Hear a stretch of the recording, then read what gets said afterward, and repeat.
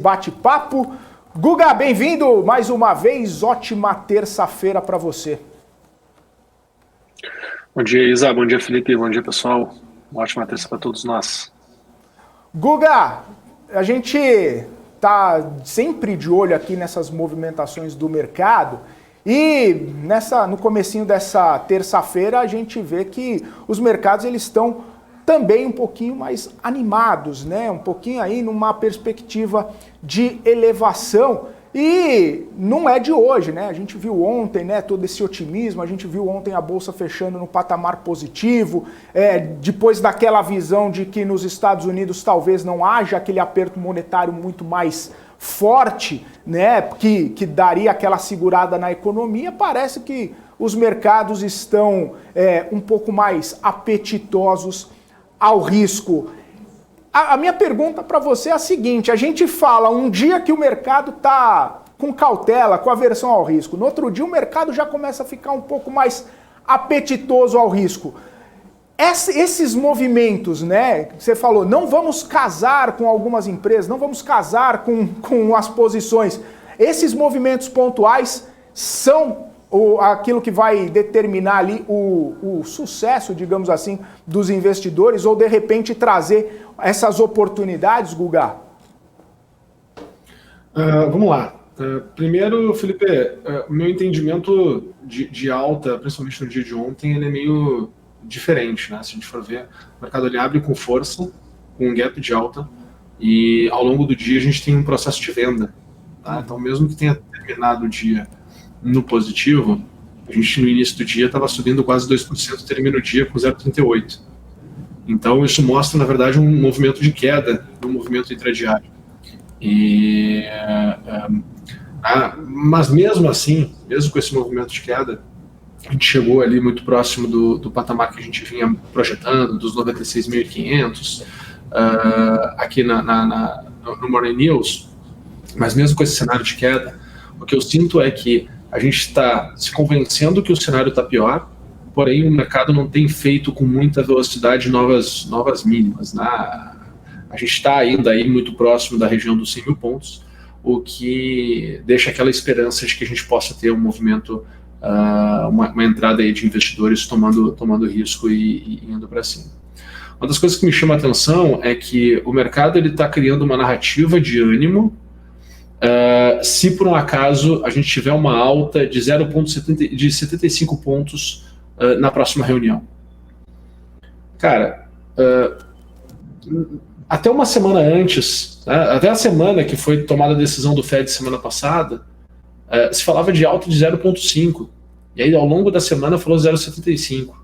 Agora se jogou uma narrativa para 100 pontos e está achando positivo com 75 pontos. Né, de alta. Não é coerente, não é linear. Se percebe que tem volatilidade na narrativa, tem volatilidade na percepção do mercado. Né, e não dá tempo para os participantes se posicionarem. Então, a gente tem que tomar um pouco sabe quando se fala que tem que ter cautela nesse momento? É exatamente por isso, porque as coisas elas não estão lineares, transparentes, redondas. Né? E esses movimentos de alta, por exemplo, a gente está subindo aqui 0,41 agora, enquanto lá fora o futuro do Nasdaq está subindo 0,70 e o futuro do Dow Jones, do S&P está subindo 0,60. Né? Então, mostra também que a gente estava um pouco mais fraco em relação a esse apetite por risco, apetite por compras aqui no Brasil. Tá? Então, eu continuo ainda com a mesma narrativa, Felipe, não mudo. Tá?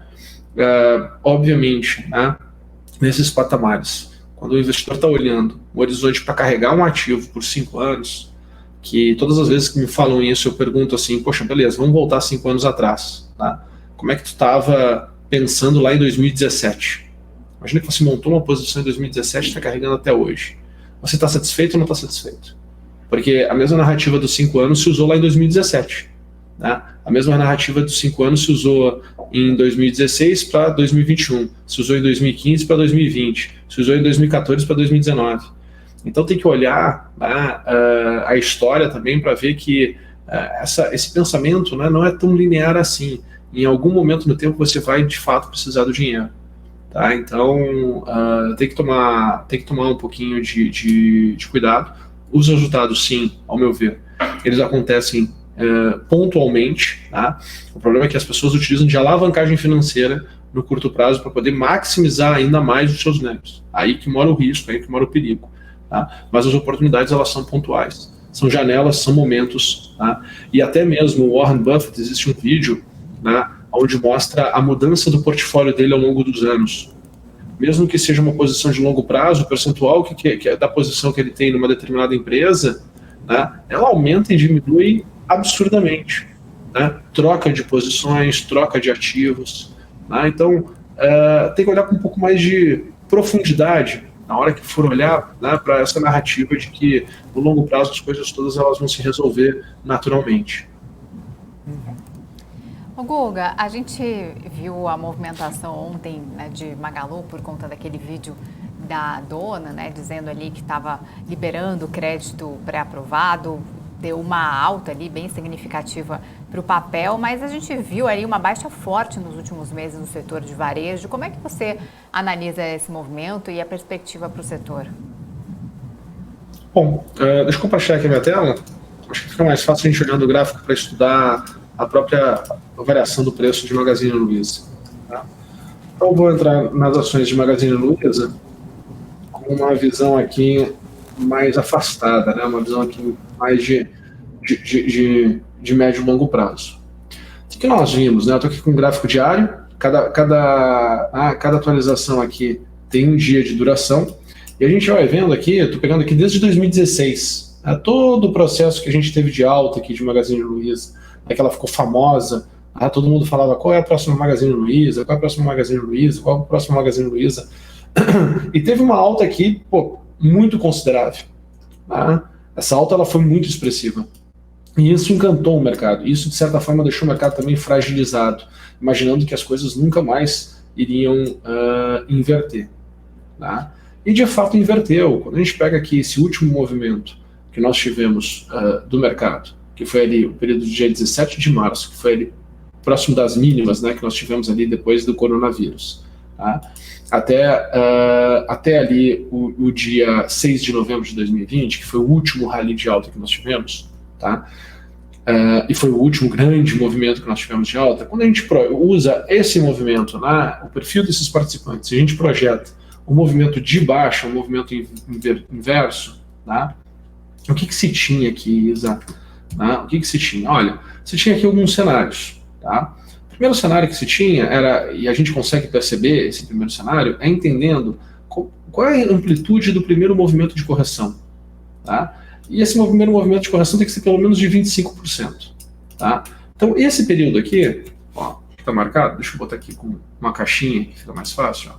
Esse período que está aqui marcado, que foi o período entre o dia 4 de novembro e 29 de março, 4 de novembro de 20, 29 de março de 21, quando nós olhamos para esse movimento, nós tínhamos aqui algumas projeções já. Esse aqui foi o primeiro movimento de correção mesmo. Tanto que, quando nós olhamos aqui para essa segunda janela aqui, ó, foi uma queda de 25%. Olha que bacana isso aqui. Né? Foi uma queda de 25% em 30 pregões ou 46 dias seguidos. Tá? Olha que interessante. Né? Um primeiro movimento de queda já era uma queda aqui de 25% na cotação. Tá? Beleza. Entendendo esse primeiro processo, a gente tinha aqui algumas projeções para queda. Tá? E aí essas projeções eram, primeira projeção, uma queda aqui para vir a R$14. A gente era meio que taxado de maluco quando projetava esse movimento, tá? Que era o movimento mínimo, muito no pre-market aqui, eu falei junto com o Felipe sobre isso, o pessoal perguntava também no programa que a gente tinha no final do dia, né, nas segundas-feiras, no programa Geometria, isso aqui era traçado. Então era para voltar a 14, ou um segundo movimento era voltar aqui para a região de R$10. Olha que interessante, né? Eu falo de R$10, as pessoas olham hoje para R$2,70 e falam assim, poxa, voltar a R$10 seria maravilhoso. Tá? Só que quando a gente estava trabalhando com o Magazine Luiza a 27, falar de R$10, R$14, era meio que, poxa, tá maluco, né? Porque é muito fora de contexto. Muito fora de contexto. As pessoas não conseguem conceber que o preço ele pode, de fato, ter uma variação muito forte, como apresentada nas projeções, né, quando a gente vai lendo o comportamento do mercado, comportamento do preço. Tá? Então, quando a gente viu isso, né, quando a gente percebeu quando a gente viu esse movimento, aqui era a janela onde o Magazine Luiza precisava recuperar. Ela precisava se movimentar de forma positiva. E, de fato, num período aqui de curto prazo, ela até teve este movimento positivo. Né? Nós tivemos aqui alguns dias, né? Foi para enxergar aqui de fato, ó, foi do dia 29 de outubro ao dia 12 de novembro, nós tivemos aqui uma reação positiva de Magazine Luiza. Tá? Nós tivemos uma tentativa do mercado em reagir nesse patamar de preço. Só que foi só uma tentativa. Tanto que aqui o ativo subiu 26%. Olha o que eu estou falando, subiu 26%. Por isso, quando a gente está agora, nesses momentos que estão agora, que nem a gente está agora, e aí o pessoal olha uma alta expressiva, olha 2, 3, 4, 5, 10%, é bom a gente voltar um pouco no tempo para olhar o que o preço fez, né, ao longo do tempo, para que a gente não fique sendo impactados pelos nossos vieses, né, ou por uma distorção de percepção, né, frágil de curto prazo, e isso nos estimula a tomar posições precipitadas. Tá? Depois disso, gente, o que acontece? Né?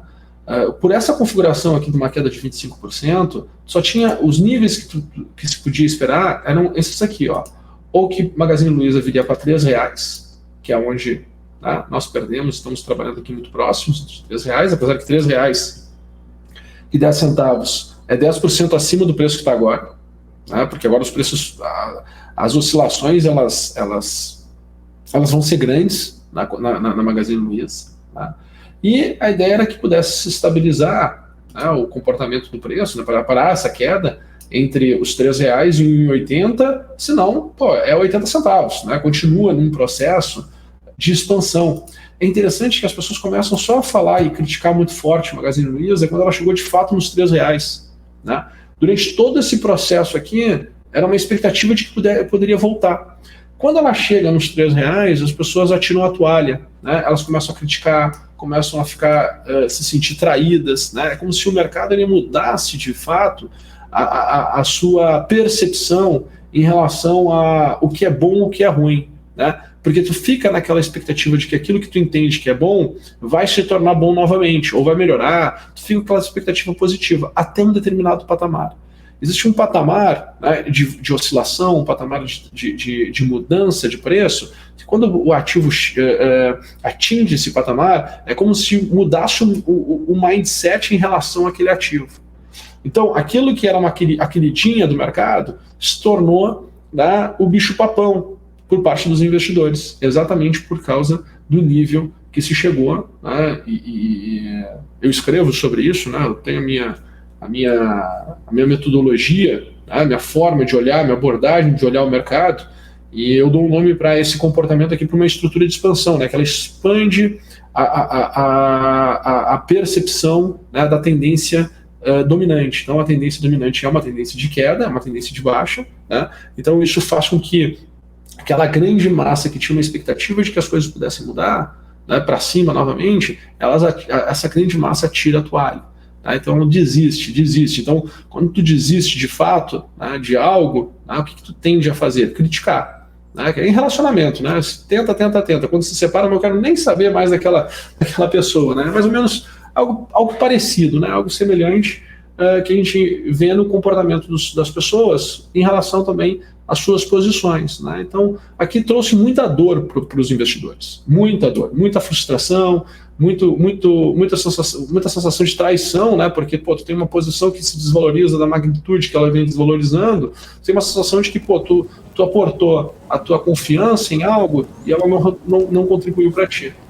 Então o que eu estou esperando agora? Estou esperando que o preço de fato ele se estabilize nesses patamares, pode voltar a cair, ficar trabalhando aqui entre os R$3 e R$1,80, e a partir daí, em um determinado momento ali na frente, né, a gente olhar aí com uma visão sim para comprar. Tá? Eu acho que nesses patamares que nós estamos chegando aqui, né, em função principalmente do nível que nós estamos enxergando aqui do preço, nós chegamos aqui num ambiente que é favorável sim a se procurar uma compra, mas não está pronto ainda.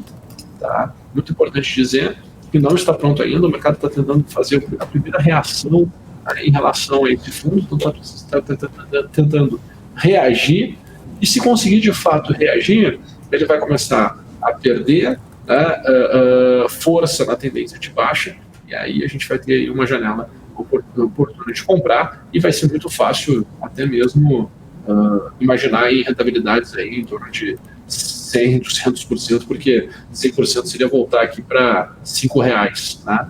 Um ativo que já esteve cotado a 27, né? Imaginar que ele possa voltar para R$5, R$6 ali, é algo totalmente possível.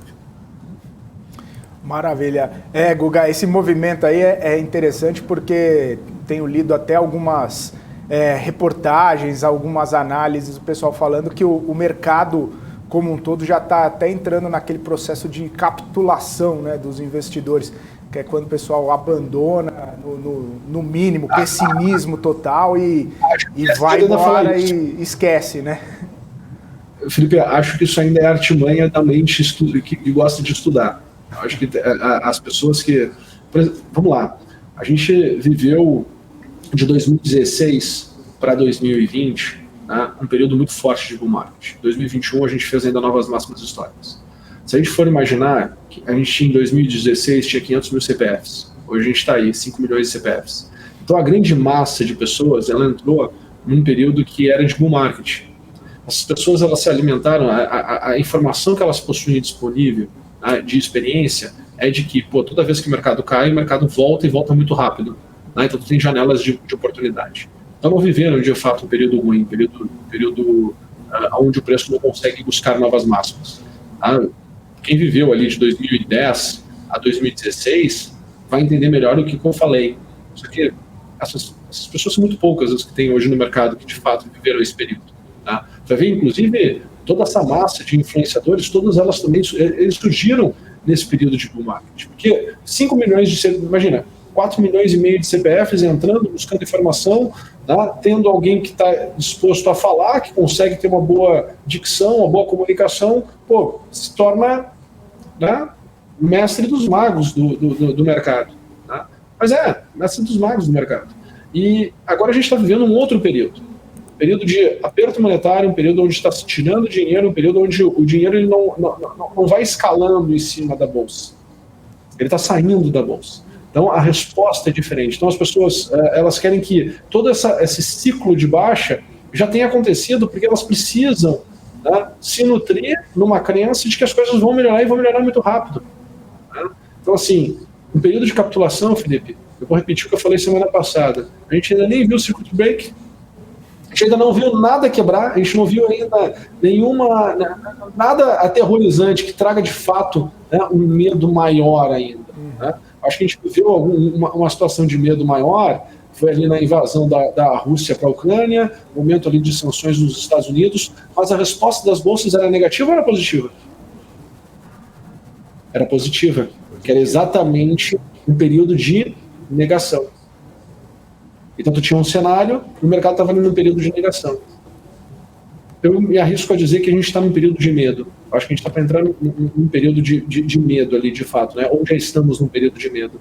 Que as pessoas estão querendo considerar que seja um período de capitulação, exatamente, né? Porque elas já estão posicionadas e não viveram o passado. Né? Não viveram um passado onde, de fato, tu estava num ciclo de baixa, uma correção maior e tudo mais. A gente viveu ali no período do Covid, a queda que a gente teve ali em 2020, né, em função do Covid, foi uma queda de 3 semanas. A gente teve uma queda de 3 semanas em cima de expectativas. A gente ainda não tinha, naquele período ali, a gente fez, acho que, se eu não me engano, a gente fez mínima sem nenhum caso de morte no Brasil de coronavírus.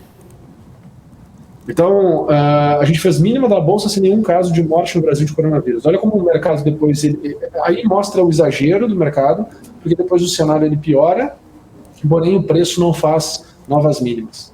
E lá nós tivemos vários circuit breaks. Lá nós tivemos, né, o pessoal tirando a toalha. Lá nós tivemos, né, analistas, gestores que começaram a ir muito para as lives. Eu me lembro do pessoal falando de companhias aéreas, né, falando que o que eles falavam naquela época é o que está acontecendo talvez agora. Né? Só que aí a gente teve um veículo para poder estimular o mercado e o mercado poder voltar a ter alta. Qual é o veículo de estímulo que a gente está tendo agora? Qual é o veículo que a gente está tendo de estímulo para que o mercado possa, de fato, voltar a subir? Eu estou vendo um veículo de desestímulo. Eu estou vendo aí os principais empresários falando sobre recessão. Eu estou vendo aí uma narrativa de de estímulo para o lado, né, de correção das bolsas, não para o lado de alta dos mercados. Então, acho que vale essa reflexão, né? Óbvio que é a minha opinião como analista, como um cara que está aí há 20 anos no mercado, tá?